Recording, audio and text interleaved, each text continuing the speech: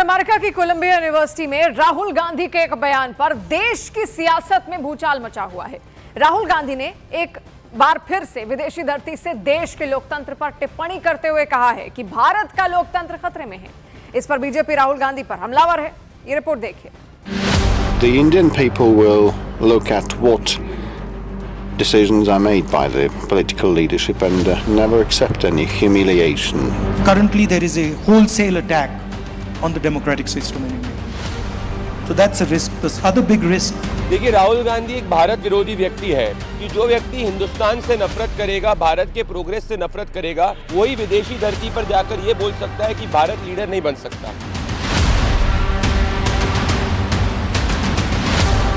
विदेशी धरती पर जाकर राहुल गांधी ने एक बार फिर भारतीय लोकतंत्र पर खतरा बताया।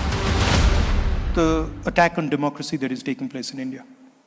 Because India has multiple religions, multiple traditions, multiple languages, and India actually is a conversation between all its people. ये करीब तीसरा मौका है जब राहुल गांधी ने विदेशी धरती से भारतीय लोकतंत्र के खिलाफ और मोदी सरकार के खिलाफ बयानबाजी की है।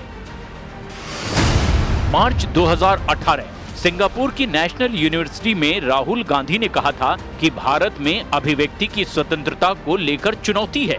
मई 2022 लंदन की कैम्ब्रिज यूनिवर्सिटी में राहुल गांधी ने कहा था कि भारत का लोकतंत्र खतरे में है। अक्टूबर 2025 अमेरिका की कोलंबिया यूनिवर्सिटी में राहुल गांधी ने कहा कि भारत के लिए सबसे बड़ा खतरा लोकतंत्र पर हमला है।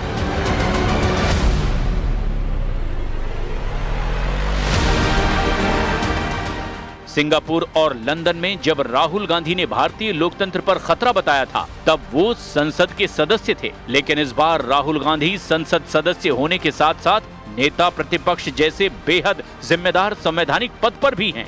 इसीलिए बीजेपी राहुल गांधी पर अब हमलावर है।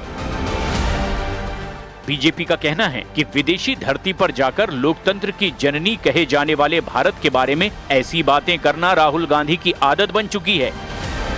वहीं पीएम मोदी हैं जो विदेशी धरती पर जाकर के भारतीय लोकतंत्र की खूबसूरती को इस तरह से बयां करते हैं जिसे सुनकर हर भारतीय का सीना गर्व से चौड़ा हो जाता है। एक दिन पहले कोलंबिया यूनिवर्सिटी में राहुल गांधी ने कहा कि भारत में सबसे बड़ी चुनौती लोकतंत्र पर हो रहे हमले हैं। आजकल लोकतंत्र पर हमला हो रहा है और ये एक बड़ा खतरा है। इसके साथ ही देश के अलग अलग हिस्सों और लोगों के बीच तनाव बढ़ रहा है। भारतीय लोकतंत्र के बारे में राहुल गांधी और नरेंद्र मोदी दोनों नेताओं ने बयान दिए हैं। पहले आप ये दोनों बयान सुनिए। The attack on democracy that is taking place in India. Because India has multiple religions, multiple traditions, multiple languages, and India actually is a conversation between all its people. And different traditions, different religions, different ideas require space. And that the best method for creating that space is the democratic system. And currently there is a wholesale attack on the democratic system in India. So that's a risk. This other big risk is risk between different conceptions, different parts of the country. मैं उस देश का प्रतिनिधित्व कर रहा हूं represent a country जिसे that mother is of democracy का proud to be Gaurav known हासिल। as the mother of democracy. दर्जनों भाषाएं Dozens हैं, of languages, सैकड़ों बोलियां हैं, hundreds of dialects, अलग अलग रहन सहन different खान-पान, lifestyles and cuisines. ये vibrant This is democracy the का best बेहतरीन example of a उदाहरण है। vibrant. राहुल गांधी के इसी बयान पर भारत में बवाल मचा हुआ है। बीजेपी राहुल गांधी के बयान को देश विरोधी बता रही है, तो कांग्रेस के नेता खुलकर राहुल गांधी के बयान को सही ठहरा रहे हैं। इससे पहले राहुल गांधी ने मई 2022 में लंदन की कैम्ब्रिज यूनिवर्सिटी में भारतीय लोकतंत्र पर खतरे की बात कही थी और ये भी कहा था कि अमेरिका, यूरोपीय देशों को भारतीय लोकतंत्र को बचाने के लिए आगे आना चाहिए। वहीं पीएम मोदी ने जून 2023 में बाइडेन के शासनकाल में अमेरिकी संसद की संयुक्त सत्र को संबोधित किया था। तब उन्होंने बड़ी खूबसूरती से भारतीय लोकतंत्र की विविधता का बखान किया था।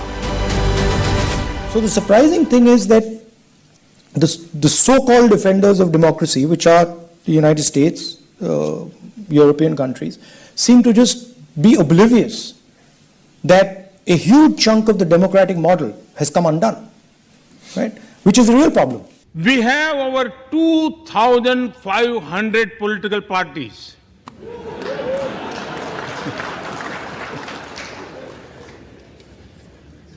Yes, you heard that right.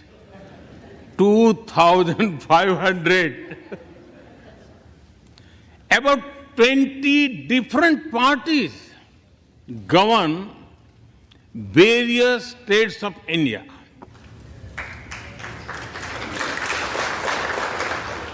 We have 22 official languages and thousands of dialects, and yet we speak in one voice.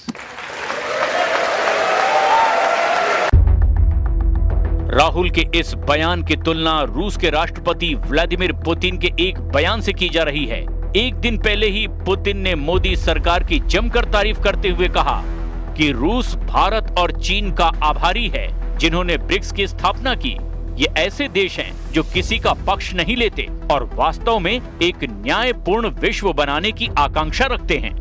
दरअसल भारत और चीन ने अमेरिकी दबाव के बावजूद रूस से तेल खरीद जारी रखी है। इसीलिए पुतिन ने ये कहा कि भारत ने अमेरिका के सामने झुकना स्वीकार नहीं किया। ये दिल्ली की स्वतंत्र नीति को दिखाता है।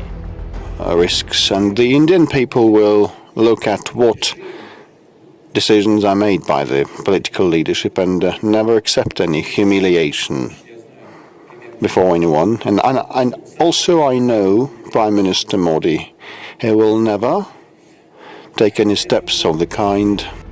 कोलंबिया यूनिवर्सिटी में भारतीय लोकतंत्र पर टिप्पणी के अलावा राहुल गांधी का एक और बयान सोशल मीडिया पर खूब वायरल है।